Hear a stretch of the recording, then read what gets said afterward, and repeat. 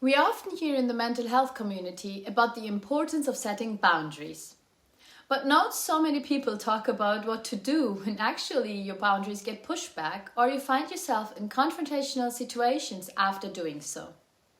This video will help you navigate such situations and feel more calm and confident about your boundaries. Hi, I'm Dr. Ghazaleh, and I create videos for people who want to heal their childhood trauma by feeling, connecting, and understanding the wisdom of their emotions. Imagine you finally get the courage to stand up for yourself, express what you want, and set your boundaries. It took you probably a whole lot of healing to get to this point, and here you are. But the person you want to set your boundaries with, instead of being supportive and happy for your healing, might get angry, accuses you for being selfish, or starts arguing. I bet you feel like nobody prepared you for such a situation. You might panic and back off. The fear of being pushed back after setting boundaries is one of the major fears of so many people and of my clients at my practice. And here are some steps that I can suggest what to do when this happens to you. First of all, breathe and try to stay calm. If you used to be a people pleaser, you probably will notice that you will feel ashamed or not worthy enough when your boundaries are rejected. It might nurture your inner critic who would tell you, "See, I knew it. You should have just gone along with it. This was a bad idea." Now you have a conflict and you hurt the other person. But before you go down that road, see if you can stop, pause and breathe.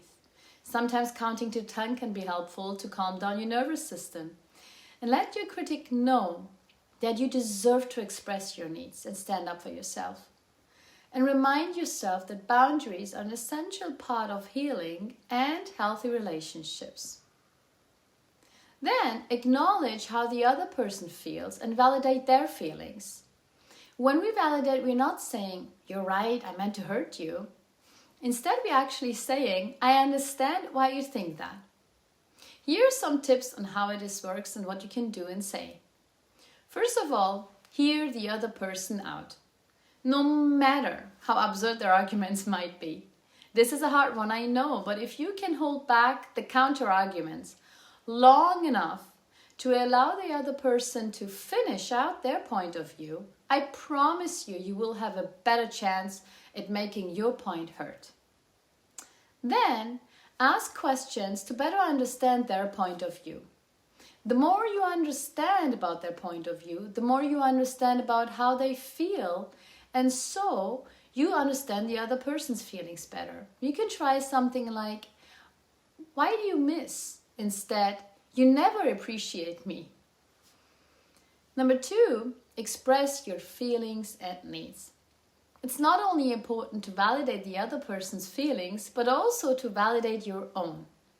While breathing and kind of slowing down and tuning inside, notice what it really feels like when your boundaries are rejected.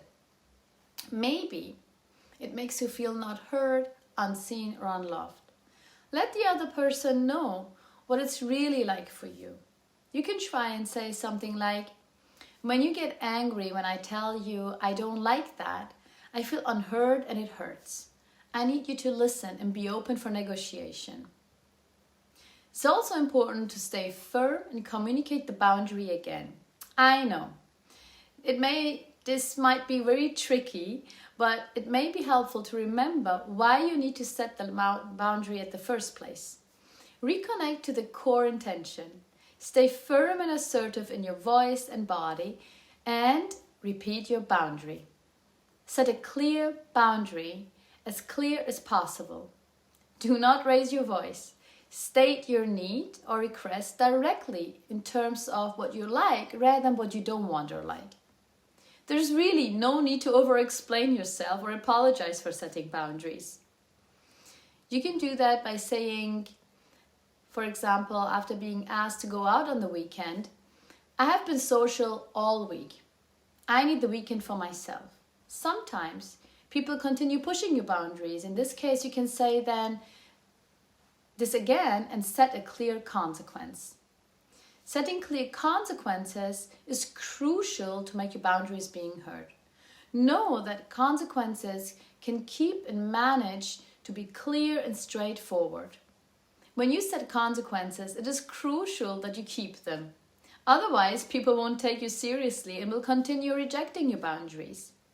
You can say something like, if you call and ask me again, I won't go out with you for the next following weekends. Or I will hang up the phone. Healthy boundaries help you maintain your sense of identity and protect your energy. It gets easier the more you practice. Don't forget, reconnect with your intention. It's important to stay with this intention and remind yourself that boundaries are crucial for your healing. And remember, it's not selfish or unloving to set boundaries. If you find yourself feeling guilty after it, watch my video, How to Stop Feeling Guilty When Setting Boundaries. Bye.